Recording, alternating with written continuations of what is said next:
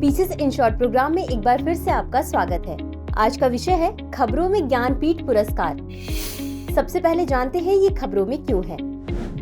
हाल ही में प्रसिद्ध उर्दू कवि और गीतकार गुलजार और संस्कृत विद्वान जगत गुरु रामभद्राचार्य को 58वें ज्ञानपीठ पुरस्कार के प्राप्तकर्ता के रूप में नामित किया गया है। चलिए अब जानते हैं ज्ञानपीठ पुरस्कार के बारे में। यह भारत के सबसे प्रतिष्ठित साहित्यिक सम्मानों में से एक है। यह भारतीय ज्ञानपीठ द्वारा प्रदान किया जाता है, जिसकी स्थापना 1944 में हुई थी। यह 1965 से भारतीय साहित्य में उत्कृष्ट योगदान के लिए प्रतिवर्ष दिए जाने वाले ज्ञानपीठ पुरस्कार का 58वां संस्करण है। यह पुरस्कार क्षेत्रीय और राष्ट्रीय दोनों भाषाओं सहित 22 भारतीय भाषाओं में साहित्यिक उत्कृष्टता को मान्यता देता है।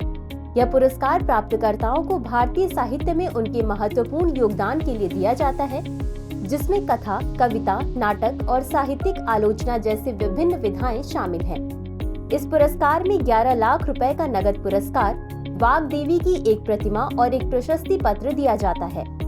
गौरतलब है कि गोवा के लेखक दामोदर मौजो को 2022 का प्रतिष्ठित पुरस्कार मिला था। चलिए अब जानते हैं गीतकार गुलजार के बारे में।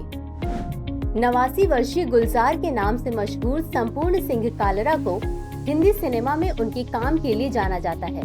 गुलजार को उनके काम के लिए 2002 में उर्दू के लिए साहित्य अकादमी पुरस्कार, 2013 में दादा साहब फाल्के पुरस्कार, 2004 में पद्म भूषण और कम से कम 5 राष्ट्रीय फिल्म पुरस्कार भी मिले हैं। उनके कुछ बेहतरीन कामों में फिल्म स्लमडॉग मिलियनेयर का गाना जय हो शामिल है, जिसे 2009 में ऑस्कर पुरस्कार और 2010 में ग्रैमी अवार्ड मिला। कविता में इन्होंने एक नई शैली त्रिवेणी का आविष्कार किया, जो 3 पंक्तियों की एक गैर मुखफा कविता है। चलिए अब जानते हैं जगत गुरु रामभद्राचार्य के बारे में।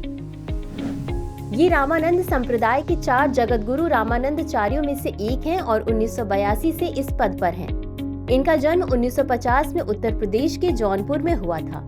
22 भाषाएं बोलने वाले बहुभाषाविद रामभद्राचार्य संस्कृत, हिंदी, अवधी और मैथिली सहित कई भारतीय भाषाओं के कवि और लेखक हैं। चलिए अब देखते हैं आज के अभ्यास प्रश्न को।